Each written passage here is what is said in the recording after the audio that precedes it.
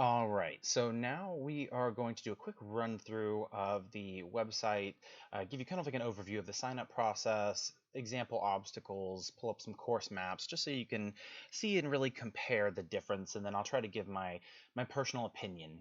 But I do want to start letting you know that I'm not sponsored in any way. This is something I enjoy doing on my free time. And in all honesty, I would highly recommend trying out all of the obstacle course races if you're interested. So whether or not you're an avid OCR fanatic or this is something you're looking at doing for the first time, I'll again try to give you an unbiased review or opinion and then let you kind of make your decisions from there. But I will post links in the description so that you can click on each one, view the website, and again, make your own decision. So at the time of filming this video, we're going through the middle of COVID-19. A lot of states are quarantined right now, so they're doing virtual races. So you'll see these banners up top. Now, that it will probably continue even after everything that's going on right now, just because it is a way for them to generate additional revenue and really just allow people to race from the comfort of their own home. So, breaking down the website, we are at the Spartan website first. Obviously, this will change over time, but you have the virtual races first. Then you will see when you scroll down what's included in virtual racing, the different instructions. I'm not going to review this too much because I'm trying to focus more on what the races are like in person. So you have a couple different race types. You have options to race or allow your kids to race, which is nice if you may not have someone who can watch your child while you're doing the race itself. Again, it's still good to have someone nearby in case your child were to get injured. Now, they have the options for submissions, but really everything on the homepage for Spartan is all about the virtual race at this point in time. But if you were to click on the obstacles section, which I already have pulled up, we'll go through a couple of the obstacles for Spartan race. And this really, for me, is what sets Spartan apart. A lot of people think of the Spartan race as like the original or one of the harder races, and I don't really know if I would say that's true necessarily, but it is very, very much unique. I think that there's much more of a competitive spirit, and the the obstacles are more what I would call raw. They're picking up giant concrete atlas balls, which is basically a giant concrete ball, or spear throws, barbed wire crawls. A lot of other OCR courses have very similar obstacles, but some, for example, like Savage, are much higher quality obstacles, but it doesn't make them any easier. It just is, again, an overall opinion or observation. So you'll see you have the spear throw, which is pretty much in every single Spartan race, where you're throwing a spear at this hay bale. It has a string on the end of the spear so you can pull it back. So bear in mind it is a little bit weighted on one end. You have a barbed wire crawl. These vary in distance, and in all honesty, depending on who's actually setting up the race, how high or low the barbed wire is varies as well. But this is typically one of the places where Spartan, as they want this to be an event where they take a lot of pictures and show you getting muddy and having fun.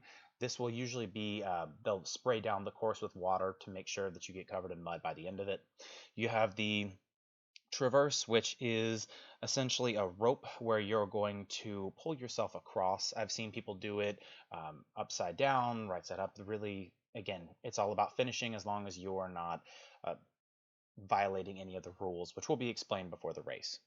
You have the twister, which is a very, very unique obstacle. It's essentially monkey bars that rotate. And if you're interested, you can actually view the Spartan website. Each one of these has a video showing you how to complete these obstacles. I can tell you that I got my trifecta in 2018, and I saw the majority of these obstacles at least once going through the trifecta. I can tell you that as you scroll down, it seems like some of the obstacles are the harder obstacles for others to complete. I think Olympus was probably one of the obstacles where I saw most people struggling or unable to make it through. And part of Spartan Race is if you can't complete an obstacle, then you're going to have to do 30 burpees. And if you don't know what a burpee is, you can look that up. It is all self-paced, but it definitely incentivizes you to complete the obstacle. They typically have volunteers to make sure that you're completing the obstacles and that you are not cheating. But I think most of the volunteers are centered around the pro waves, which are the waves that are earlier in the morning. And if you get the chance and are interested in paying the additional anywhere from 20 to 40 bucks for the pro wave, I would highly recommend running in the pro wave, primarily because even if it's your first race, it's a fresh course. So when I would run the pro waves, even if I'm not necessarily a competitive racer, I'm going through the course with everything freshly built. If you run later in the day, you're going to have mud caked onto all of the obstacles, all the monkey bars are wet, everything is just a little bit more difficult. So in all honesty, I think that that gives individuals running in those waves a distinct advantage because half of the course is designed to get you wet and muddy. Not all of the obstacles are going to be easier or harder when they're covered in mud, but I can tell you that with the majority of them designed to test your upper body strength, it does not make it any easier. So as you scroll down, you'll see they will continuously add new obstacles to a lot of the races halfway down this page. Some of these I have personally not seen, but you can expect the Atlas carry in most Spartan races. A lot of these are where they place the photographers because, as you can tell, they want to make sure that they're showing the general community what these races look like. They do update these and add more, but each one has a video of what the obstacle is like and how to complete it or best practices. So I would highly recommend taking a look at these if you get a chance. Now, next up, we'll look through the types of races. So Spartan is very unique, and one of the things that I think has changed over time, it appears to me that they're a little bit more, I hate using the phrase money hungry, but they really do focus on getting as much money as possible throughout the process. When I first started, you sign up for a race, you pay the fee, you pay to park, and that's pretty much it. It seems like there are more and more fees that are coming up with the Spartan race that I haven't really seen as much of running other OCR races. So just to get started, first up, you have the stadium.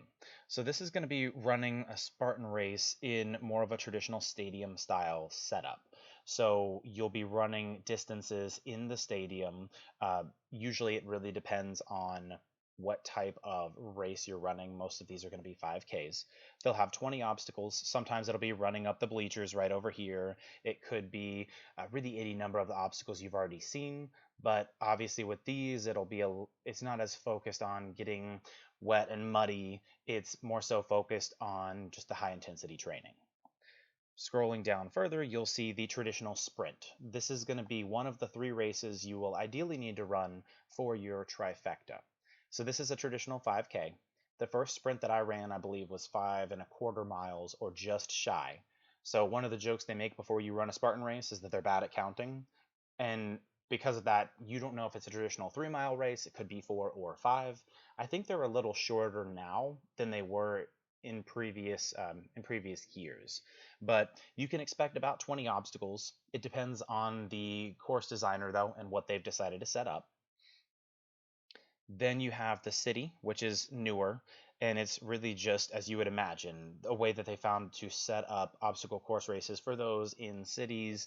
They have a much different set of obstacles, or a very different set of obstacles, as you can't just bring massive mud pits and barbed wire into the middle of a large city.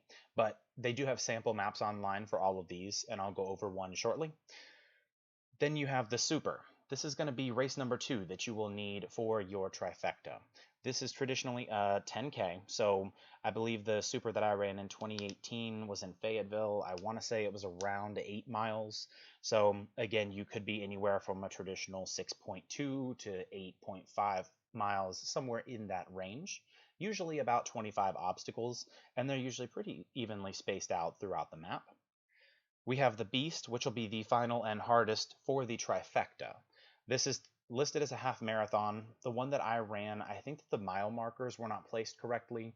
I finished with a GPS watch stating 12.1 miles, which was accurate up until the last mile, but I think the mile marker 11 was missing. So it was supposedly 13 miles overall, but I think it was closer to 12. But they do have about 30 obstacles, which very well could be more or less depending on the overall distance. Again, these are estimations. So you could have something that's more than 13 miles or less than. And then we also have the Ultra. This is the 50K. This could be anywhere from 30 plus miles, and from what I've seen online, they are much more likely to make sure that these races are the full distance are longer, because the Ultra is essentially like the primo Spartan race. It's the one of the hardest races that you can run. So it's going to be 60 plus obstacles, and it's just an expansive map. It's essentially two beasts back to back and then some. So this is going to be the hardest Spartan race that you can just traditionally purchase from the website, at least at this point in time. And then near the bottom, you'll see the gear, training, and Spartan Kids races.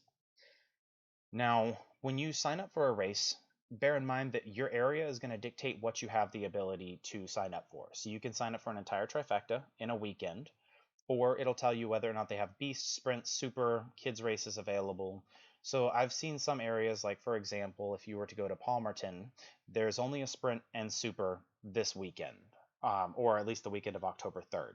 So you do have to carefully plan if you want to get your Spartan trifecta in that year. Then you need to make sure that you can sign up for all of these. Just again, to get the trifecta, which is designed to be a Spartan race or 3 Spartan races, which will be your sprint, your super, and your beast in a year.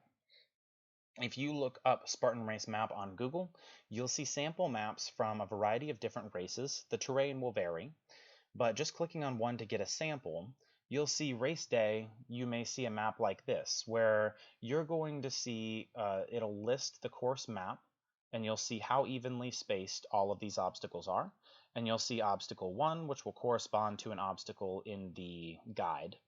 I can tell you from personal experience, they tend to put these obstacles closer to the finish line. They make it the larger obstacles, or the ones that appear to be, I guess you would say, more fun to the general public, because this is typically where visitors will be taking pictures. So they want to make sure that the fun obstacles, that where you're climbing up a large rope or up a large wall or doing something that may appear again to be more fun or more flashy, because that is in some effect a marketing tactic of theirs. So overall, I would say that of the Spartan races, they vary by length and by difficulty. Again, the terrain, if you're in a mountainy region as opposed to a more flat area. For example, the Asheville Spartan races are much more difficult because they're going up a mountain, as opposed to the Fayetteville races, which are also in North Carolina but are predominantly flat. Next up, we can go over the Savage race. So, taking a look at the home page, in all honesty, you'll see it just looks, in my opinion, a little bit more fun. It's not designed to target individuals and just try to sell, sell, sell, which is the impression I personally get from the Spartan Race website. It's designed in the environment, just feels more fun. It's still competitive, but it's very much something where I feel like I just went and I felt a different energy when I was doing my races. So they have a variety of different locations, not as many as you would find at the Spartan race, but if you were scrolling over to view the obstacles, you'll see they have several new obstacles that they have listed, and you can view the website if you're interested and take or look at some videos, but a lot of these are designed to be much more impressive. These are obstacles that require extensive, whether it be construction or heavy duty equipment, like these massive slides. You'll typically climb up a rope on the other side, so it is somewhat of an obstacle. Some of these are designed to be a little bit more for the camera, but at the end of the day, the races are still very, very difficult overall to accomplish. You're going to have a lot of similar obstacles to the Spartan races, whether it be some iteration of monkey bars or rope ladder climbs, rope climbs, or a rope climb where you transition from one rope to another, the battering ram, which is similar to some of the Spartan obstacles, where the best way to describe it is it's kind of like a monkey bars where you hold on to one and you use your body weight to slide the bars along. And then again, you can see they just have several different iterations of very similar obstacles to what you would see at other races. But overall, again, the energy and the atmosphere here is completely different to a Spartan race. Again, personal opinion.